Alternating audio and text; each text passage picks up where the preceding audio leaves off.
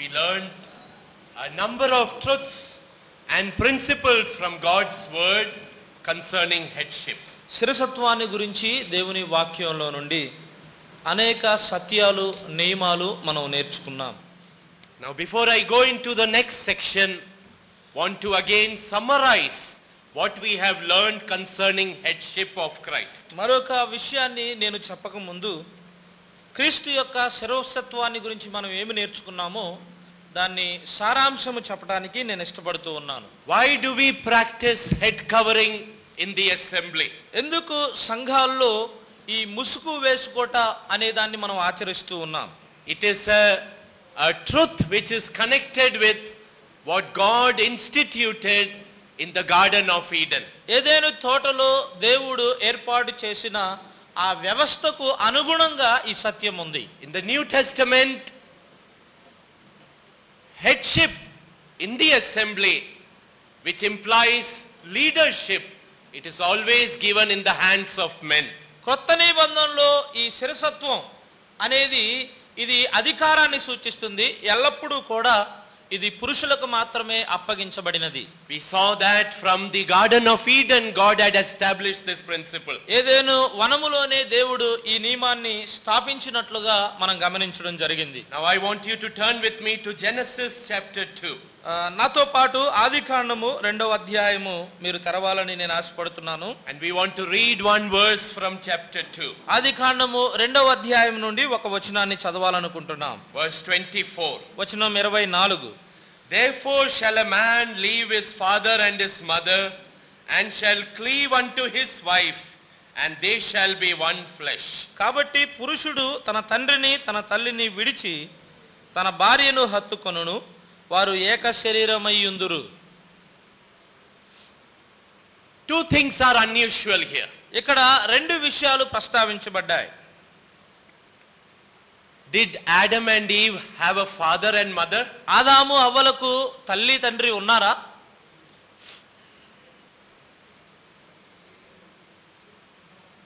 ఆదాము హవ్వలకు అవునా కాదా? ఉన్నారా లేరా?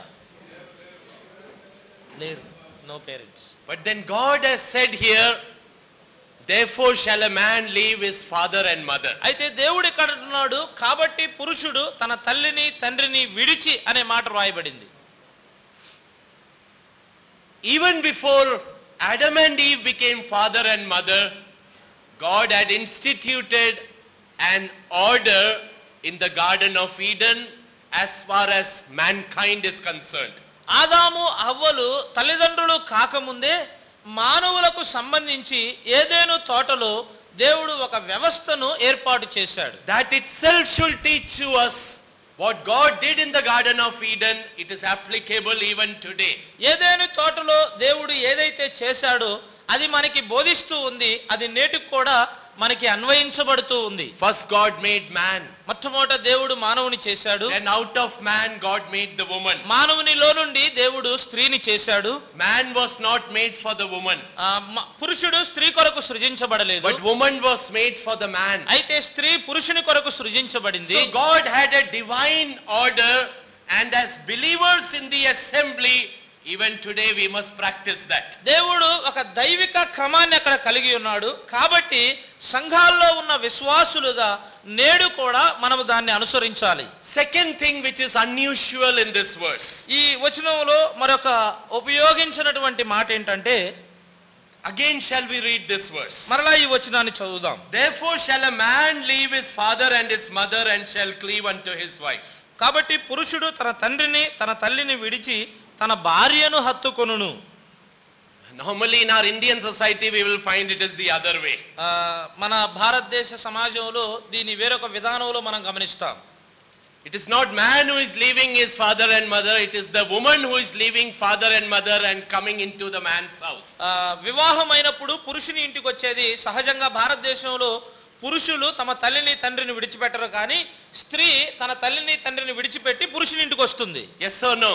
వాస్తవమా కాదా? But the point is not place here. అయితే అక్కడ ఆ విషయము ప్రస్తావించబడలేదు. The point is the position here which God wants to teach us a lesson. అయితే ఇక్కడ దేవుడు చెప్పాలనుకున్న పాఠం ఏంటంటే ఆ స్థానాన్ని గురించి తెలియజేస్తూ ఉన్నాడు. Man's position will change after he is married. పురుషుడు వివాహం చేసుకున్న తర్వాత అతని స్థానం అనేది మారుతుంది. Till he is in his father's house, తన తండ్రి ఇంట ఉన్నంత కాలం his father is the head.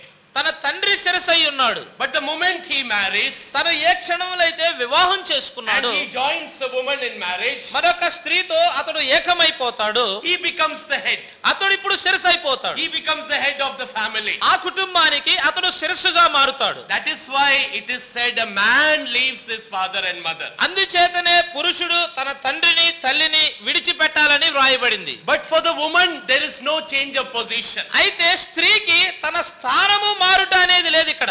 Earlier she was in her home under her father and mother.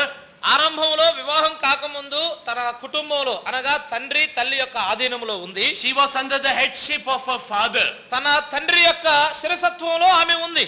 But when she marries, ఆమె వివాహం చేసుకున్న తర్వాత she comes under the headship of her husband. తన భర్త యొక్క శిరస్సులోనికి ఆ శిరసత్వ అధికారంలోనికి వచ్చేసింది. For her the position remains same. ఆమె కూడా తన స్థానం అనేది ఒకే విధంగా ఉంది. But for a man he becomes the head. That is the teaching we have in Ephesians chapter 5. ఎఫెసీ పత్రిక 5వ అధ్యాయంలో ఈ బోధన మనం చూడగలం. పురుషుని యొక్క స్థానం అనేది మారుతూ ఉంది. Again what we are trying to imply is what God did in the Garden of Eden.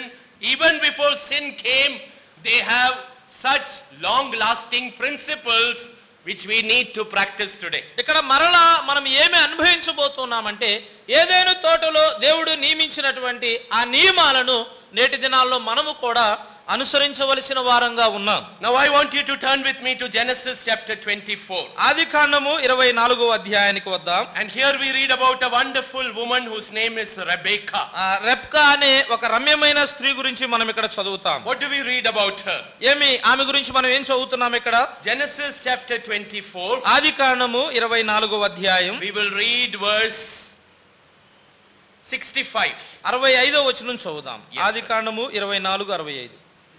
మనలను ఎదుర్కొనుటకు పొలములో నడుచుచున్న ఆ మనుషుడు ఎవరని దాసుని అడుగగా ఇతడు నీ యజమానుడని చెప్పెను గనుక ఆమె ముసుగు వేసుకొనెను.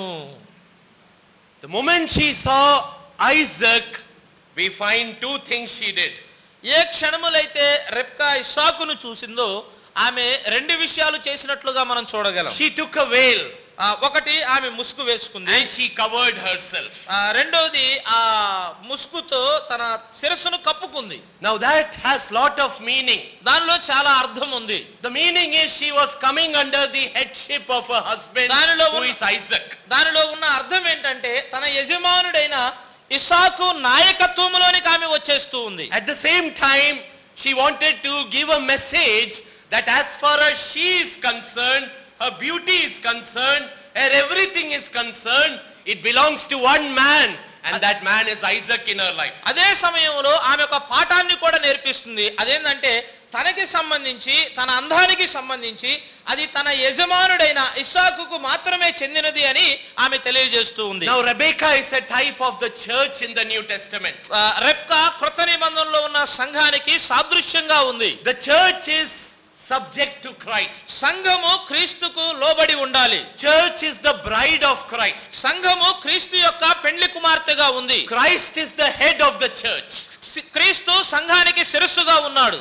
And the beauty of the church is not for worldly display, it only belongs to the Lord Jesus Christ. సంఘము యొక్క రమ్యత అనేది లోక సంబంధంగా లోకములో ప్రదర్శించబడకూడదు కానీ క్రీస్తుకు మాత్రమే కనపరచాలి. That is why, like the people of the world, we should not try to entertain and try to be glamorous to attract the world, because the church's beauty only belongs to the bridegroom who is the Lord Jesus Christ. అందుచేతనే లోకములో ఉన్న వారిలాగా మనం కూడా ఆకర్షణీయంగా ఉండడానికి అవి ఇవి చేయం.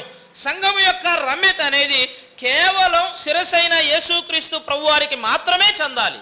Now dear believers, ప్రియమైన When Rebecca విశ్వాసులారా, saw Isaac, that is the time she covered herself with veil. Rebekah ఇస్సాకును చూచిన ఆ సమయంలో అదిగో ఆ ముసుగుతో తన తలను ఆమె కప్పుకుంటూ ఉంది. Our heavenly Isaac is coming soon. మన పరలోకపు ఇస్సాకు త్వరగా రాబోతూ ఉన్నాడు. Let us not cast off this God-given institution of covering which is practiced in the New Testament assembly. క్రొత్త నిబంధన సంఘాల్లో ఈ కప్పుకోవడం అనే దేవుడిచ్చిన ఆ నియమాలను, ఆ సిద్ధాంతాలను మనము తీసివేయకుండా ఉండాలి. When he comes, may he find us practicing what is given in the New Testament. ఆయన వచ్చినప్పుడు ఆయన చెప్పిన ఆ సిద్ధాంతాలను, నియమాలను మనం పాటిస్తూ ఉంటే ఆయన ఏమి ఇవ్వబోతున్నాడు?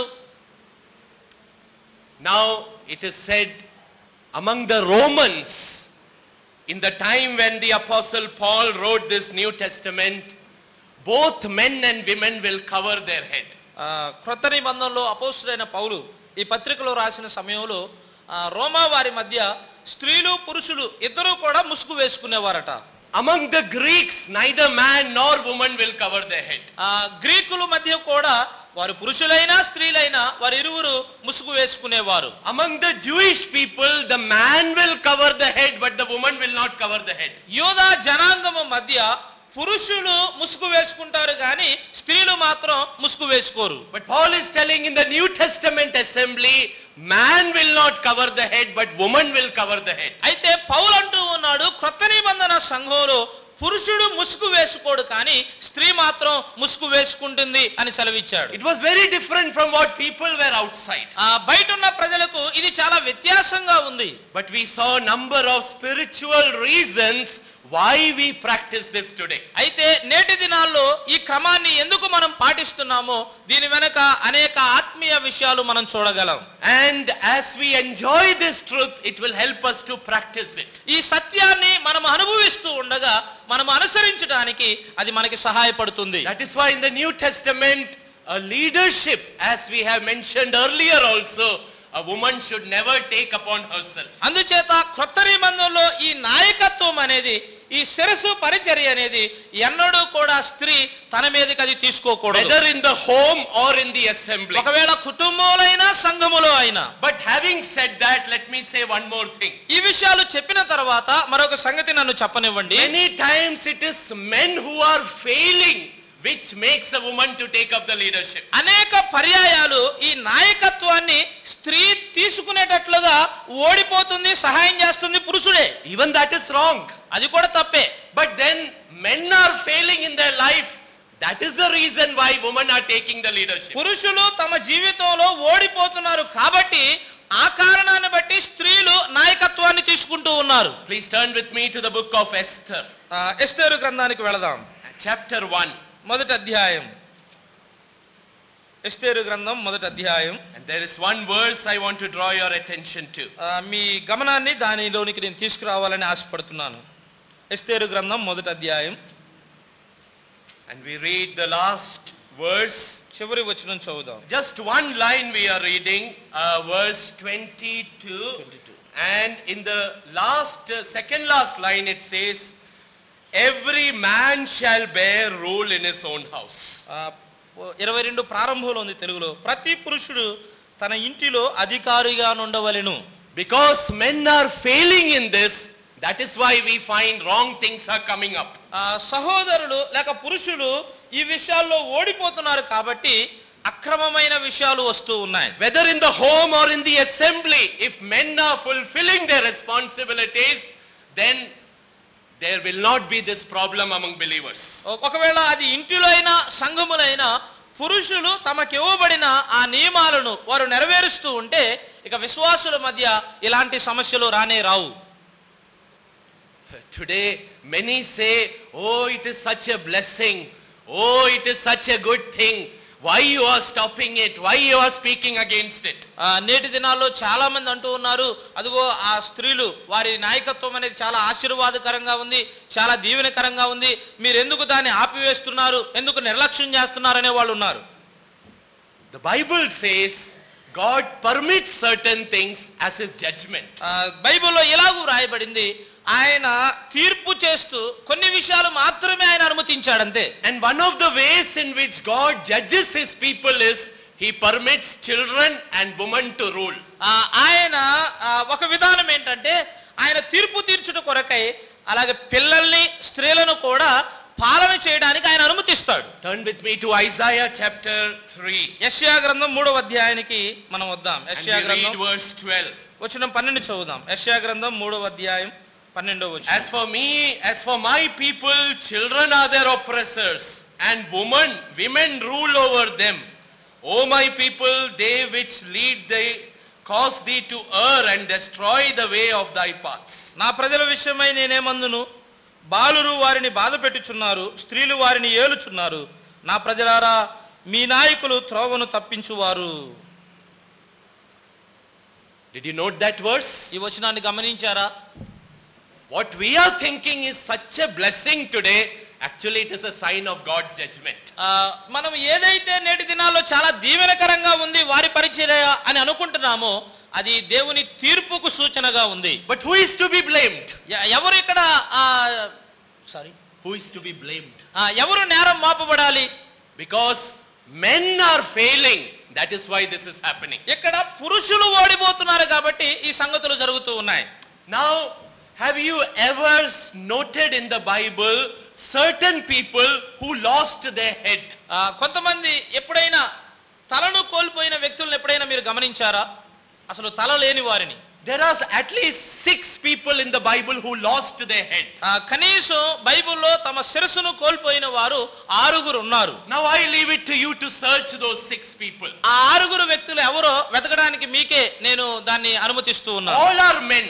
వారందరూ పురుషులే. And they lost their head. వారి శిరస్సును వారు కోల్పోయారు. Let me just give one example. ఒక్క ఉదాహరణ నన్ను చెప్పనివ్వండి. You remember Absalom, the son of David? దావీదు కుమారుడైన అబ్షాలోమును మనం జ్ఞాపకం A చేసుకుందాం. very beautiful young man. చాలా రమ్యమైన అందమైన యవనస్తుడు. But what happened to him in the end? అయితే ముగింపులో ఆయనకి ఏం జరిగింది? As he was driving on a mule, ఆయన ప్రయాణం చేస్తూ ఉండగా he was absolutely violating God's order in his life. తన జీవితంలో దేవుని క్రమాన్ని ఆయన అధిగమిస్తూ ఉన్నాడు. That was visible in his long hair. అది పెద్ద పొడవైన వెంట్రుకలు కనబడుతూ ఉన్నాయి తన జీవితంలో. Directly in opposition to the living God. దేవుని సజీవమైన దేవునికి వ్యతిరేకంగా ఉన్నాడు, నేరుగా వ్యతిరేకిస్తూ ఉన్నాడు. What happened to his beauty? ఆయన అందానికి ఏం జరిగింది? Every year he will cut it and he will weigh it and people will admire from head to foot how beautiful Absalom is. ప్రతి సంవత్సరం అతను దాన్ని కత్తిరిస్తూ ఉంటాడు. ప్రజలు అతన్ని గమనించినప్పుడు అబ్బా అబ్షాలోము ఎంత అందంగా ఉన్నారని ప్రజలు పొగుడుతూ ఉన్నారు. But what happened to him in the end? అయితే చివరిలో ఏం జరిగింది? That very thing became his cause of judgment. అతడు ఆ తీర్పును పొందడానికి అదే కారణమైంది. The mule went away, but he got entangled in the tree and the woods and he was hanging, and that was the end of Absalom. ఆ శరీరము వేరు చేయబడింది, తన శిరస్సు మాత్రం ఆ వెంట్రుకలు చెట్ల కొమ్మలకు చుట్టుకొని అతడు వ్రేలాడినట్లుగా అతని ముగింపు అలాగూ ఉన్నట్లుగా మనం చూడగలం. So when brethren fail to exercise their God given functions, then all these problems will happen. కాబట్టి పురుషులు దేవుడు వారికి ఇచ్చినటువంటి ఆ క్రమాన్ని పాటించడంలో వారు తప్పిపోతే ఇవన్నీ కూడా సంభవిస్తాయి. Now we saw it is a type of our Lord Jesus Christ and the church. ఇది ప్రభువైన యేసుక్రీస్తు వారు సంఘానికి సాదృశ్యంగా ఉన్న సంగతిని మనం చూసాం. When we are practicing this order in the New Testament assembly, ఈ క్రమాన్ని క్రొత్త నిబంధన సంఘంలో మనం అనుసరిస్తూ ఉన్నప్పుడు it is a picture of Christ and the church. ఇది సంఘానికి యేసుక్రీస్తు ప్రభువారికి సాదృశ్యంగా ఉంది. And please listen to me carefully. చాలా జాగ్రత్తగా ఈ విషయాలు ఆలకించండి. There are many things which God bears and forbears. చాలా విషయాలు దేవుడు సహిస్తాడు, క్షమిస్తాడు. He is a long suffering God. ఆయన దీర్ఘశాంతమంతుడు. But wherever in the Bible types are spoiled concerning Christ and the church, God takes it very seriously. సంఘానికి క్రీస్తు ప్రభువారికి సంబంధించి ఏదైనా లోపాలు జరిగితే దేవుడు చాలా తీవ్రంగా ఆ విషయాన్ని పరిగణిస్తాడు. You remember Moses only struck the rock. మోషే బండను కొట్టాడు. But God said you will never enter into the land of Canaan. అయితే దేవుడు అన్నాడు కనాను దేశ దేశంలోనికి నువ్వు ఎన్నడూ ప్రవేశించవు అన్నాడు. I remember once a young believer said, that is too much of a punishment the Lord gave to Moses. ఒక యవనస్తుడు ఇలాగంటూ నేను జ్ఞాపకం చేసుకుంటున్నాను, దేవుడు మోషేని చాలా తీవ్రంగా శిక్షించాడు అన్నాడు. But what did we read yesterday? అయితే నిన్న మనం ఏం చదువుకున్నాం? That rock is Christ. ఆ బండ క్రీస్తే అని చదువుకున్నాం. Moses spoiled a type. ఆ యొక్క విధానాన్ని మోషే పాడు చేశాడు. A type of Christ. క్రీస్తు అనే విధానాన్ని పాడు చేశాడు. God takes it seriously. దేవుడు దాన్ని తీవ్రంగా తీసుకున్నాడు. You think of another example in the Bible, Uzziah the king. మరొక ఉదాహరణను కూడా మనం చూడవచ్చు, రాజైన Uzziah. He became very proud in his life. తన జీవితంలో చాలా గర్విష్ఠైపోయాడు. And he entered into the temple. ఆయన దేవాలయంలో ప్రవేశించాడు. He wanted to offer incense in the temple. దేవుని మందిరంలో బలర్పించాలి అనుకున్నాడు. But the priest told him, this is not your work. అయితే యాజకుడు అన్నాడు, ఇదిగో రాజుగారు, ఇది నీ పని కాదన్నాడు. They wanted to take him outside. ఆ వ్యక్తిని బయటకు తీసుకొని వెళ్ళాలనుకున్నారు. But what happened? అయితే ఏం జరిగింది అక్కడ? Even before he went outside, there was leprosy on his forehead. తాను దేవాలయంలో నుండి బయటకు వెళ్ళక ముందే తన నొసట కుష్ఠరోగం ఉన్నట్లుగా మనం గమనిస్తాం. Why God acted so severely? దేవుడు ఎందుకు అంత తీవ్రంగా అక్కడ వ్యవహరించాడు? Because in the Bible only Lord Jesus Christ is king, priest and prophet. No man can take that upon himself. కేవలం బైబిల్లో ప్రభువైన యేసుక్రీస్తు వారే రాజు, యాజకుడు, ప్రవక్తగా ఉన్నాడు. ఏ మానవుడు కూడా ఆ పరిచర్యను తీసుకొనలేడు. Again a type is spoiled. మరలా అక్కడ ఆ విధానం అనేది పాడు చేయబడింది. And God takes that seriously. దేవుడు దాన్ని తీవ్రంగా తీసుకున్నాడు. Same way Christ and the church. అదే విధంగా సంఘము, క్రీస్తు కూడా అలాగే ఉన్నారు. That order we need to practice in the New Testament. ఆ క్రమాన్ని క్రొత్త నిబంధనలో మనం పాటించాలి. Men are the ones who lead in the assembly. మా పురుషులు మాత్రమే సంఘంలో ఉండేవారు. Men are the ones who lead in the family. ఆ కుటుంబంలో నడిపించేవారు కూడా పురుషులే. But when that type is spoiled, అయితే విధానం అనేది పాడు చేయబడినప్పుడు God takes it seriously. దేవుడు దాన్ని తీవ్రంగా తీసుకుంటాడు. So as believers, may we have that desire in our heart to practice what God has instituted in the Bible and never spoil this type. కాబట్టి విశ్వాసులుగా దేవుని వాక్యంలో దేవుడు ఏదైతే వ్యవహరించి ఉంచాడో దాన్ని పాటించడానికి మనం ప్రయత్నం చేద్దాం, కానీ ఆ విధానాలు మాత్రం పాడు చేయడానికి మనం ప్రయత్నం చేయకూడదు. As I mentioned, in the church, in the assembly, it is only Christ who is to be glorified. నేను ముందుగా చెప్పినట్లుగానే సంఘములో కేవలం క్రీస్తు మాత్రమే మహిమపరచబడాలి. Christ is the glory of God in the assembly. సంఘములో క్రీస్తు దేవుని యొక్క మహిమ ప్రతిబింబమై ఉన్నాడు. Man's glory must be hidden. మానవుని యొక్క మహిమ అనేది దాచబడాలి. It has no place in the New Testament assembly. క్రొత్త నిబంధన సంఘంలో మానవుని మహిమకు స్థానము లేదు. Now we need to practice that in our life. కాబట్టి ఆ విషయాలు మన జీవితాల్లో మనం అనుసరించాలి. Now we come to the next section. తర్వాత తరగతికి మనం వద్దాం. 1 Corinthians chapter 11 verses 17 to 34. కొరింథీ పత్రిక 11వ అధ్యాయం 17 నుండి 34 వరకు మనం గమనిద్దాం. Yes, brother. Shall I read? Yes. కొరింథీ మొదటి పత్రిక 11వ అధ్యాయం 17 నుండి 34 వరకు. మీకు ఈ ఆజ్ఞనిచ్చుచు మిమ్మును మెచ్చుకొనను, మీరు కూడి వచ్చుట ఎక్కువ కీడుకే గాని ఎక్కువ మేలుకు కాదు. మొదటి సంగతి ఏమనగా, మీరు సంఘమందు కూడి ఉన్నప్పుడు మీలో కక్షలు కలవని వినుచున్నాను. కొంత మట్టుకు ఇది నిజమని నమ్ముచున్నాను. మీలో యోగ్యులైన వారెవరో కనబడినట్లు మీలో భిన్నాభిప్రాయములు ఉండక తప్పదు. మీరందరూ కూడి వచ్చుచుండగా మీరు ప్రభువు రాత్రి భోజనము చేయుట సాధ్యము కాదు. ఎలయనగా మీరు ఆ భోజనము చేయనప్పుడు ఒకని కంటే ఒకడు ముందుగా తన మట్టుకు తాను భోజనము చేయుచున్నాడు. ఇందువలన ఒకరి ఆకలి కొనును, మరి ఒకడు మత్తుడవును. ఇదేమి? అన్నపానములు పుచ్చుకొనుటకు మీకు ఇండు లేవా? దేవుని సంఘమును తిరస్కరించి పేదలను సిగ్గుపరచుదురా? మీతో ఏమి చెప్పుదును? దీన్ని గురించి మిమ్మును మెచ్చుదునా? మెచ్చను. నేను మీకు అప్పగించిన దాన్ని ప్రభువు వలన పొందితిని.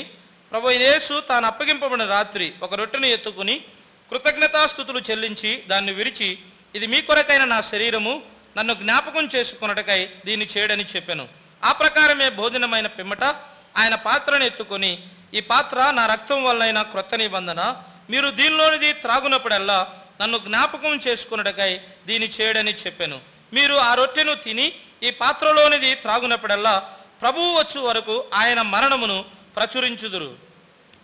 The remaining verses I'll read in English, verse 27 onwards. మిగిలిన వచనాలు 27 నుండి నేను ఇంగ్లీష్ లో చదువుతాను. Wherefore whosoever shall eat this bread and drink this cup of the Lord unworthily shall be guilty of the body and blood of the Lord.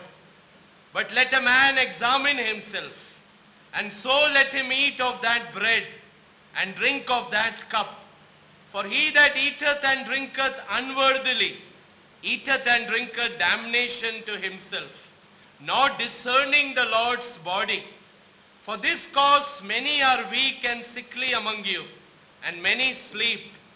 For if we would judge ourselves, we should not be judged. But when we are judged, we are chastened of the Lord, that we should not be condemned with the world. Wherefore, my brethren, when ye come together to eat, tarry one for another. And if any man hunger, let him eat at home, that ye come not together unto condemnation. And the rest will I set in order when I come. Now we have come to a very, very precious portion in the Bible. బైబిల్లో ఉన్న చాలా ప్రశస్తమైన లేఖన భాగానికి మనం వచ్చాం. And that has to do with the institution of the Lord's Supper. ప్రభువు యొక్క బల్ల అనే వ్యవస్థను తెలియచేసేటువంటి సంగతి. We have called this section as worship. ఈ యొక్క లేఖన భాగాలను ఆరాధన అని మనం చెప్పుకున్నాం. Worship of Christ. క్రీస్తు యొక్క ఆరాధన. In the beginning itself I mentioned to you, worship is every day, every moment, and it is every time in our life. It is not limited to a particular day or period. ఆరాధన అనేది ఫలానా రోజు లేక ఫలానా సమయానికి చెందినది అని నియమించబడలేదు, కానీ ప్రతి దినము, ప్రతి క్షణము, ప్రతి సమయంలో కూడా ఆరాధన అనేది జరగాలి. But the highest expression of our worship we can show when we come together as an assembly and remember the Lord Jesus Christ in the breaking of bread. అయితే ఆరాధనలో ఉన్నతంగా ప్రభువుకి చెల్లించేది ఎప్పుడంటే సంఘముగా మనము సమకూడి బల్లలో పాలు పంపుట ద్వారా ఆ ఆరాధనను మనం కనపరచగలం. Now there are 7 passages in the New Testament which tells us about the Lord's Supper. ప్రభు బల్లను గురించి తెలియచేసే 7 లేఖన భాగాలు, వాక్య భాగాలు క్రొత్త నిబంధనలో మనం చూడగలం. Which are those 7 passages? ఆ 7 భాగాలు ఏంటి?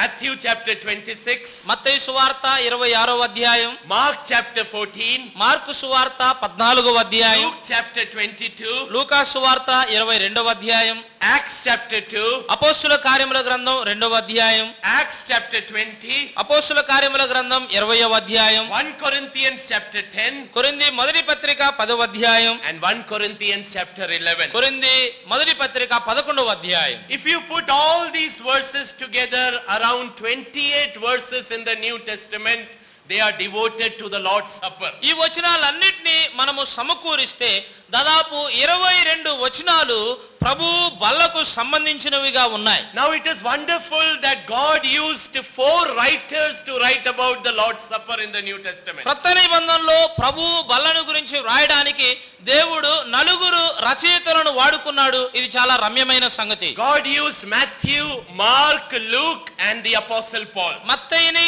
మార్కును, లూకాను అలాగే అపోస్తలుడైన పౌలును దేవుడు వినియోగించుకున్నాడు. They all came from different backgrounds. వారందరూ కూడా వివిధ పరిస్థితుల నుండి వచ్చిన వారు. But God used these 4 men to write about the Lord's Supper in the New Testament. అయితే క్రొత్త నిబంధనలో ఆరాధన గురించి అనగా ప్రభువు బలను గురించి వ్రాయడానికి ఈ 4 వ్యక్తులను దేవుడు వాడుకున్నాడు. It is very touching to find among these 4, when the Lord actually instituted, only Matthew was there, Mark was not there, Luke was not there, Paul was not there. ఈ విషయాలు వారు రాసినప్పుడు నిజంగా ఆశ్చర్యంగా ఉన్నాయి. ఎందుకంటే దేవుడు ఆ ఆరాధన వ్యవస్థను ఆరంభించినప్పుడు మత్తయి మాత్రమే ఉన్నాడు, కానీ మార్కు గాని, లూకా గాని, పౌలు గాని ఆ సందర్భంలో లేరు. Only Matthew was present when actually the Lord instituted the Lord's Supper. యేసుక్రీస్తు ప్రభువారు ప్రభువు బల్లను ఆరంభించినప్పుడు కేవలం మత్తయి మాత్రమే ఉన్నాడు Among these 4 disciples. ఈ 4 శిష్యుల్లో.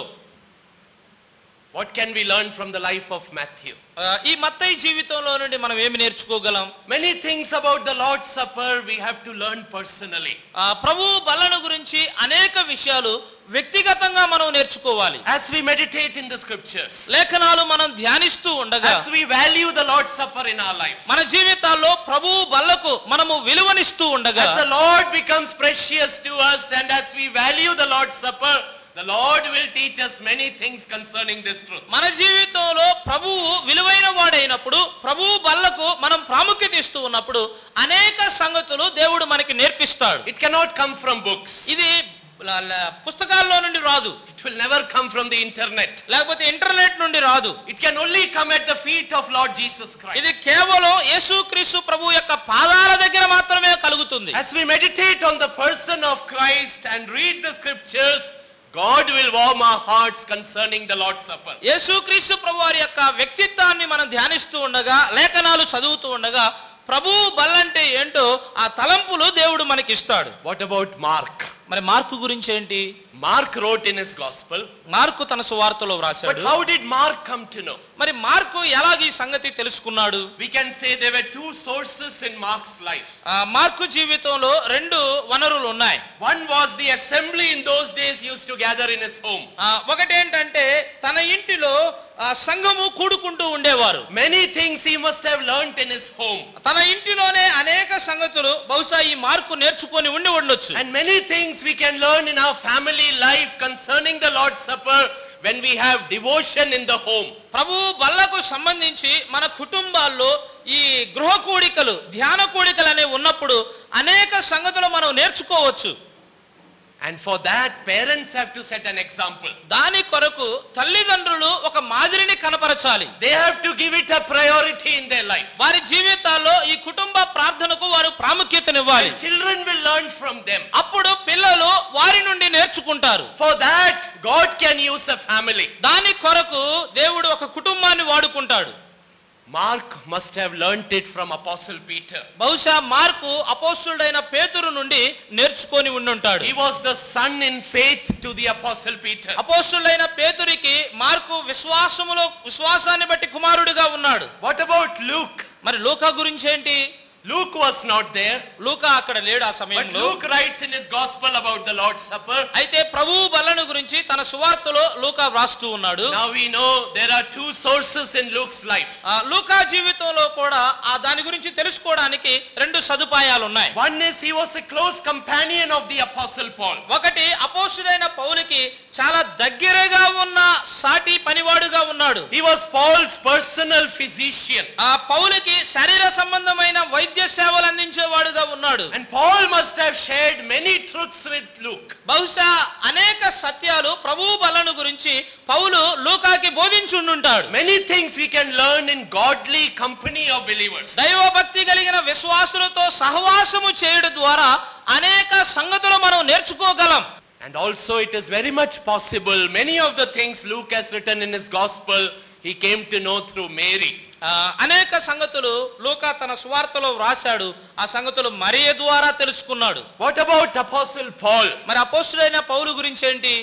What did we read in verse 23, 1 Corinthians chapter 11? కొరింథీ మొదటి పత్రిక 11వ అధ్యాయం 23వ వచనంలో ఏం చదువుతూ ఉన్నాం? Paul says, I have received of the Lord that which also I delivered unto you. నేను మీకు అప్పగించడాన్ని ప్రభువు వలన పొందితిని అంటూ ఉన్నాడు. God directly gave a revelation to the Apostle Paul concerning Lord's Supper. ప్రభువు బల్లను గురించి దేవుడు నేరుగా అపోస్తలుడైన పౌలుకి ప్రత్యక్షతనిచ్చాడు. Even though Paul was not there when the Lord's Supper was instituted.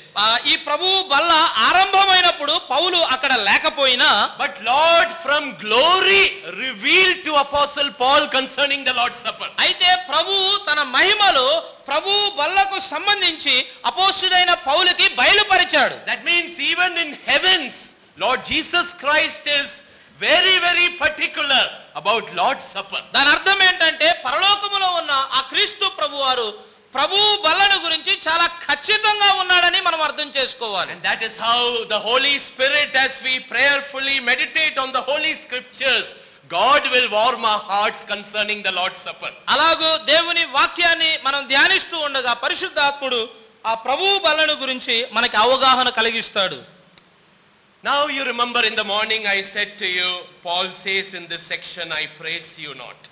ఇక్కడ అంటున్నాడు, ఉదయకాలంలో నేను చెప్పినట్లుగా పౌలు ఈ విషయమై నేను మిమ్మల్ని మెచ్చుకోను అన్నాడు. In fact, 2 times in this section he says, I praise you not. వాస్తవానికి 2 పర్యాయాలు ఈ లేఖన భాగాల్లో నేను మిమ్మల్ని మెచ్చను అన్నాడు. In verse 17 he says, I praise you not. వచనం 17లో నేను మిమ్మల్ని మెచ్చను అన్నాడు. And again in verse 22 he says the second part, shall I praise you in this?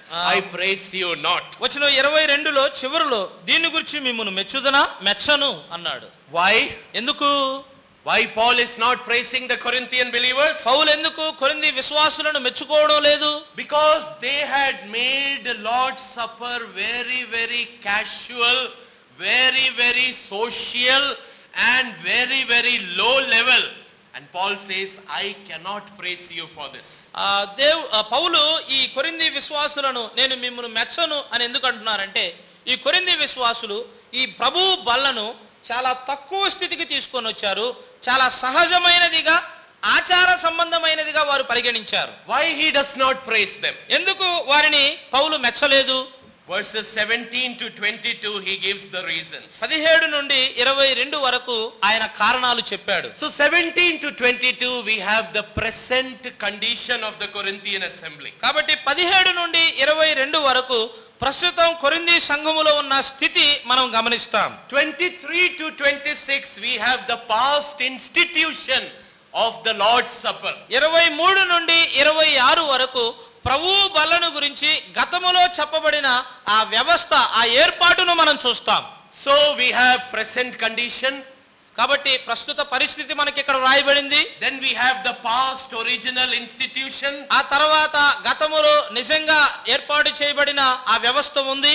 And then verses 27 to 34 we have the future correction which Paul applies in the life of the Corinthians. ఆ తర్వాత 27 నుండి 34 వరకు భవిష్యత్తులో మనము సరి చేసుకోవలసిన విధానాన్ని పౌలు కొరింథీ సంఘానికి తెలియజేస్తూ ఉన్నాడు. As we listen to God's word, as we study God's word, these 3 things should be applicable in my life. దేవుని వాక్యాన్ని మనం ధ్యానిస్తూ ఉండగా, నేర్చుకుంటూ ఉండగా ఈ 3 విషయాలు మన జీవితాల్లో మనం అన్వయించుకోవాలి. What does the Bible say? Bible ఏమి సెలవిస్తూ ఉంది? What am I doing in my life? నా జీవితంలో నేను ఏమి చేస్తూ ఉన్నాను? How can I correct my life? నా జీవితాన్ని ఎలాగూ నేను సరి చేసుకోగలను? That order Paul gives for the Corinthian assembly concerning the Lord's Supper. ప్రభు బల్లకు సంబంధించి ఆ క్రమాన్ని అపోస్తలుడైన పౌలు కొరింథీ సంఘానికి తెలియజేస్తూ ఉన్నాడు. Now see verse 17. ఇప్పుడు వచనం 17 మనం గమనిద్దాం. Now in this that I declare unto you, I praise you not, that ye come together not for the better but for the worse. మీకు ఈ ఆజ్ఞనిచ్చుచు మిమ్మును మెచ్చుకొనను, మీరు కూడి వచ్చుట ఎక్కువగా కీడికే గాని ఎక్కువ మేలుకు కాదు. Every time we come together, it must be for God's glory. ప్రతిసారి మనం ఇలాగూ కూడి వచ్చినప్పుడు అది దేవుని మహిమ కొరకై ఉండాలి. Now 1 Corinthians chapter 11 to chapter 14, 7 times you will read this word come together. కొరింథీ మొదటి పత్రిక 11వ అధ్యాయం నుండి 14వ అధ్యాయం వరకు సమకూడి రండి, సమకూడండి అనే మాట అనేక పర్యాయాలు మనం చదువుతాం. See verse 17. వచనం 17 చూడండి. Come together. కూడి వచ్చుట అనే మాట. See verse 18. వచనం 18. Come together. కూడి వచ్చుట. See verse 20. కూడి ఉన్నప్పుడు. వచనం 20. When ye come together. మీరు కూడి వచ్చినప్పుడు అనే మాట. Then see verse 33. వచనం 33లో కూడా when ye come together. సహోదరులారా మీరు కూడి వచ్చినప్పుడు అనే మాట. Like this 7 times you can read in chapter 11 to 14. ఈ 11 నుండి 14 వరకు దాదాపు అనేక పర్యాయాలు ఈ కూడి వచ్చుట అనే మాటను మనం చదవగలం. There is another word in the New Testament which comes 7 times. మరొక మాట కూడా 7 పర్యాయాలు క్రొత్త నిబంధనలో వచ్చినట్లుగా మనం గమనిస్తాం. And that is the word gathered together. సమకూడడం అనే మాట. I hope it is distinguished. Yeah. Gathered together, that word comes 7 times in the New Testament. క్రొత్త నిబంధనలో సమకూడడం అనే మాట కూడా 7 పర్యాయాలు వస్తుంది. కూడుకోవడం వేరు, సమకూడడం వేరు. Let me give you one reference. ఇక్కడ ఒక వచనాన్ని నన్ను చెప్పనివ్వండి. We all know where 2 or 3 are gathered together in my name, there am I in the midst of them. మనమందరం ఎరుగుదుము, ఎక్కడ 2-3 నా నామమున కూడి ఉంటారో వారి మధ్య నేను ఉంటాను అని సెలవిచ్చాడు. Now what is the difference between gathered together and come together? సమకూడడం, కూడి రావడం తేడా ఏంటి? Gathered together means it is God who does the gathering. ఈ సమకూడడం అనేది, ఈ సమకూర్చడం అనేది చేసేవాడు దేవుడు. Just because we all come together, we don't become an assembly in the New Testament. మనమందరము ఇలాగ వచ్చాం కాబట్టి క్రొత్త నిబంధనలో మనం ఒక సంఘం అయిపోలా. It is the Holy Spirit who gathers together believers and they become an assembly. పరిశుద్ధాత్ముడు విశ్వాసులను ఒక చోట సమకూరుస్తాడు, అప్పుడు వారు సంఘం అవుతారు. Primarily it is through the preaching of the gospel. ప్రాముఖ్యంగా ఈ సమకూడడం అనేది సువార్త ప్రకటించడం ద్వారా జరుగుతుంది. Souls are saved. ఆత్మలు రక్షించబడతాయి. They are baptized in the name of the Lord Jesus Christ. యేసుక్రీస్తు ప్రభువు నామములో బాప్తిస్మము పొందుతాం. And it is the Holy Spirit who gathers together believers, and that is the New Testament assembly. నమ్మిన విశ్వాసులను క్రొత్త నిబంధన సంఘముగా సమకూర్చేవాడు పరిశుద్ధాత్మ దేవుడు. That is God's act. అది దేవుని యొక్క కార్యం. You and I cannot start an assembly. నీవు నేను ఒక సంఘాన్ని స్థాపించలేం. God can use us to start an assembly. అయితే సంఘాన్ని స్థాపించడానికి దేవుడు మనల్ని వినియోగించుకోగలడు. But assembly is divine in origin. ఆ సంఘము అనేది దైవిక ప్రామాణికది. Otherwise it will become a man-made assembly. లేకపోతే మనుషుడు సృజించిన సంఘం అవుతుంది. Divine assembly is where God, the Holy Spirit, gathers together and believers come in the name of the Lord Jesus Christ. దైవ సంఘము అనగా పరిశుద్ధాత్ముడు ఒక స్థలానికి నమ్మిన వారిని సమకూరుస్తాడు, అక్కడ విశ్వాసులు సమకూడబడతారు. That work God does. అది ఆ పని దేవుడు చేస్తాడు. But what does come together imply? అయితే కూడి వచ్చుట అంటే ఏంటి? ఇక్కడ 11 to 14, 7 times this word comes. 11వ అధ్యాయం నుండి 14వ అధ్యాయం వరకు 7 పర్యాయాలు మనం చూస్తాం. Once God has formed the assembly, ఒకసారి దేవుడు సంఘాన్ని స్థాపించిన తర్వాత then individually we have the responsibility to come together. ఆ తర్వాత వ్యక్తిగతంగా కూడి రావడం అనేది అది మనకి బాధ్యతగా ఉంది. Not only on every first day of the week to remember the Lord in the breaking of bread. కేవలం వారములో మొదటి దినాన బల్లలో పాలు పంపులు పొంది ప్రభువుని జ్ఞాపకం చేసుకోవడానికి మాత్రమే కాదు. But whatever meeting the assembly decides, we have a responsibility to come together in the gathering of the believers in the assembly. సంఘము ఏ కూడికలైతే నియమించిందో ఆ కూడికలకు కూడి రావాల్సిన బాధ్యత ప్రతి వ్యక్తిగత విశ్వాసికి ఉంది. So we have an individual responsibility. కాబట్టి వ్యక్తిగతమైన బాధ్యతలు మనకున్నాయి. Don't expect the Holy Spirit will pick me up and put me into the assembly gathering. That will not happen. పరిశుద్ధాత్ముడు నన్ను ఎత్తుకొని పోయి సంఘములో సమూహములో ఉంచుతాడు అని ఆశించొద్దు. I must have a desire. నాకు ఆ కోరిక ఉండాలి. I must have a longing to come into the house of God. దేవుని ఇంటికి రావాలి అనే ఆశ నాలో ఉండాలి. My priorities must be to be in the assembly whenever the assembly gathers. సంఘము ఎప్పుడైతే సమకూడుతుందో సంఘములో ఉండాలనే ప్రాధాన్యత నేను కలిగి ఉండాలి. And it is all with the purpose of meeting the Lord Jesus Christ. ఇదన్నీ కూడా యేసుక్రీస్తు ప్రభువారిని కలుసుకోవడానికి ఏర్పాటు చేయబడిన ఉద్దేశాలు. But Paul says, Corinthian assembly, your gathering is not for the better, it is for the worse. అయితే పౌలు కొరింథీ విశ్వాసులతో అంటున్నాడు, మీరు కూడి వచ్చుట అది మేలు కొరకు కాదు గాని కీడు కొరకే అంటూ ఉన్నాడు. How sad it is if our gatherings is not for the better, it is for the worse. మన కూడి వచ్చుట అనేది ఇది మేలు కొరకు కాక కీడు కొరకైతే ఎంత బాధాకరమైన సంగతో. If we are coming together for the worse, then what is the purpose? కీడు కొరకు మనమందరం ఇలాగూ కూడి వస్తే ఇక ఉద్దేశం ఏముంది ఇక్కడ? Whenever we come together, it must be for the edification of believers. ఎప్పుడెప్పుడైతే మనము ఇలాగూ కూడి వస్తామో అది విశ్వాసుల క్షేమాభివృద్ధి కొరకై ఉండాలి. It must be for the glory of the Lord Jesus Christ. అది యేసుక్రీస్తు ప్రభువారి మహిమ కొరకై ఉండాలి. That is the only reason why assembly remains and is on the earth. ఆ కారణం కొరకే భూలోకంలో సంఘం అనేది మిగిలి ఉంది. Is that true in our local assemblies? మన స్థానిక సంఘాల్లో ఇవి జరుగుతూ ఉన్నాయా? But in their case, because of carnality, because of man-made things, it was not for edification, it was all for destruction only. అయితే ఈ వీరి విషయంలో అనగా కొరింథీ విశ్వాసుల్లో వారు కలిగిన ఆ శరీర సంబంధమైన క్రియలను బట్టి అది కీడికే గాని వారు కూడి వచ్చుట మేలు కొరకు కాదు. Paul says, Paul Shall I అంటున్నాడు, praise you? He says, no, I cannot praise you as far as your this gathering is concerned. మీరు కూడి వచ్చుటకు సంబంధించి నేను మిమ్మును మెచ్చుదనా, నేను మెచ్చను అంటూ ఉన్నాడు. See verse 18. వచనం 18 For చూడండి. first of all, when ye come together in the church, I hear that there be divisions among you, and I partly believe it. For there must be also heresies among you, that they which are approved may be made manifest among you. మొదటి సంగతి ఏమనగా, మీరు సంఘమందు కూడి ఉన్నప్పుడు మీలో కక్షలు కనవని వినుచున్నాను. కొంత మట్టుకు ఇది నిజమని నమ్ముచున్నాను. మీలో యోగ్యులైన వారెవరో కనబడినట్లు మీలో భిన్నాభిప్రాయములు ఉండక తప్పదు. Now Paul touched with this matter in chapter 1 itself. మొదటి అధ్యాయములోనే ఈ అంశము ద్వారా పౌలు హృదయం తాకబడింది. Please see 1 Corinthians chapter 1. కొరింథీ మొదటి పత్రిక మొదటి అధ్యాయాన్ని గమనిద్దాం. Verse 10. వచనం 10.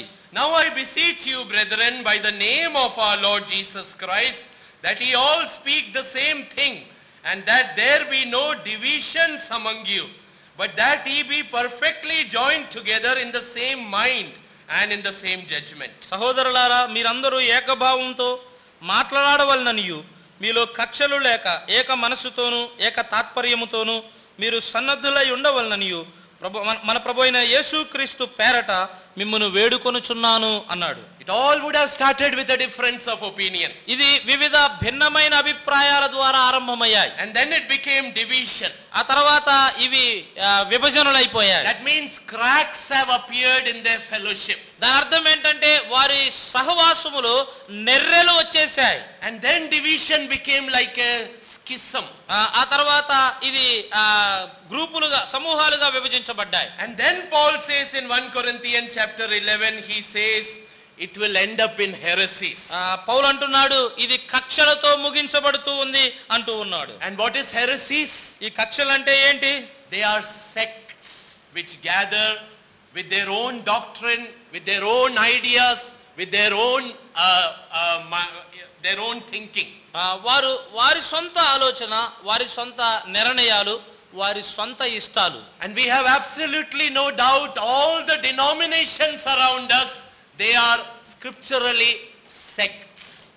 మన చుట్టూ ఉన్న ఈ మిగిలిన సంఘాలన్నీ కూడా లేఖనానుసారంగా వారికి వారే నియమించుకున్నారు. They are all gathering on the basis of some particular thing.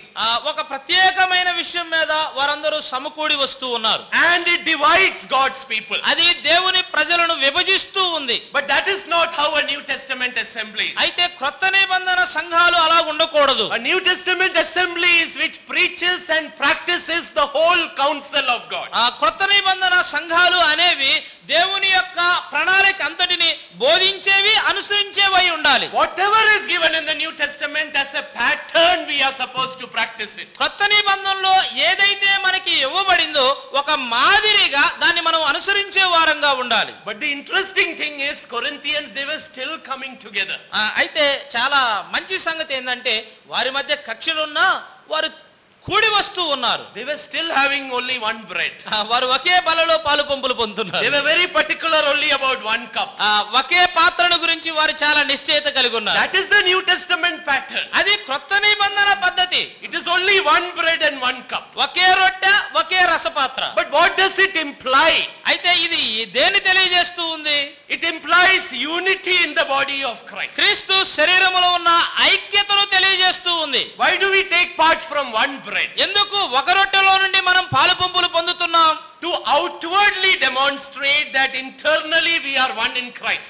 బాహ్య సంబంధంగా అది ఏమి తెలియజేస్తుందంటే ఆంతర్యంగా క్రీస్తులో మనం ఏకమై ఉన్నామని. Why do we sup from one cup? మనం ఎందుకు ఒక పాత్రలో నుండి తాగుతూ ఉన్నాం? Today there are many who don't have one cup, they have multiple cups. నేటి దినాల్లో ఒక పాత్ర లేవు, చాలా పాత్రలు ఉన్నాయి. But you remember yesterday in chapter 10 we clearly saw it is one cup and one bread. అయితే నిన్నటి దినం చాలా స్పష్టంగా మనం చూసాం, ఒకే రొట్టె, ఒకే రసపాత్ర. And one of the truths which is taught is it is representing the body of Christ, that is the church. దీనికి సంబంధించి బోధించే ఒక సత్యం ఏంటంటే ఇది క్రీస్తు శరీరానికి సాదృశ్యంగా ఉంది, అది సంఘం. Now outwardly they are doing all this. బాహ్యంగా వారు చేస్తున్నారు ఈ కార్యక్రమాన్ని. But internally one will not see other into the eye. ఆంతర్యములో ఒకరు మరొకరిని చూడలేరు. Paul says, shall I praise you for this? He says, I will not praise you. పౌలు అంటున్నాడు, ఈ విషయంలో నేను మిమ్మల్ని మెచ్చుకోవాలా, నేను మిమ్మల్ని మెచ్చను అంటూ ఉన్నాడు. And then Paul also says one word, I partly believe it. నేను ఈ విషయాన్ని నిజమని నమ్ముతున్నాను అన్నాడు. See verse 18. వచనం 18లో చూడండి. He said, I hear this, and actually he had report from the house of Chloe in chapter 1. మొదటి అధ్యాయంలో క్లోయో ఇంటి వారి వలన సమాచారాన్ని పౌలు తెలుసుకున్నాడు. But one good thing we learned from the life of Paul. అయితే పౌలు జీవితంలో నుండి ఒక మంచి విషయాన్ని మనం ఇక్కడ నేర్చుకుంటూ He ఉన్నాం. was not quick to believe what is wrong. ఏది అసత్యమో వెంటనే ఆయన నమ్మడంలా. You and I are very quick to believe what we call as negative things. వ్యతిరేకమైన సంగతులను వెంటనే నమ్మడానికి నీవు నేను త్వరపడతాం. We like to listen to what is bad things. చెడ్డ విషయాలేంటో వాటిని వినడానికి మనం ఇష్టపడుతూ ఉంటాం. And then we will add our own mirch masala and then we will give it to somebody else. ఆ తర్వాత దానికి ఇంకా మన సొంత మసాలా కలిపి ఇంకొకరికి దాన్ని అప్పగిస్తూ But ఉంటాం. Paul was not like that. అయితే పౌలు అలాగూ చేయలేదు. He was practicing 1 Corinthians chapter 13. కొరింథీ మొదటి పత్రిక 13వ అధ్యాయాన్ని అతడు అభ్యసిస్తూ ఉన్నాడు. Love will not quickly believe what is evil. ప్రేమ ఏది చెడో దాన్ని వెంటనే నమ్మదు, విశ్వసించదు. But then Paul says, పౌలు అంటున్నాడు, he knew these things are correct in their life. తన జీవితంలో ఈ విషయాలు వాస్తవమని నిజమని పౌలు నమ్మాడు. And in verse 19 he says that God sometimes permits this also so that those who are genuine they may be approved. మీలో యోగ్యులైన వారెవరో కనపడినట్లు కొన్నిసార్లు దేవుడు దీన్ని అనుమతిస్తాడు అని కూడా పౌలు రాశాడు. You see, many times when problem is there, two things happen. అనేక పర్యాయాలు సమస్యలు ఉన్నప్పుడు రెండు సంగతులు జరుగుతాయి. Many believers, their carnal nature will come out. చాలా మంది విశ్వాసుల్లో వారి శరీర సంబంధమైన ఆ స్వభావం బయటకు వస్తుంది. Who will add more fuel to the fire?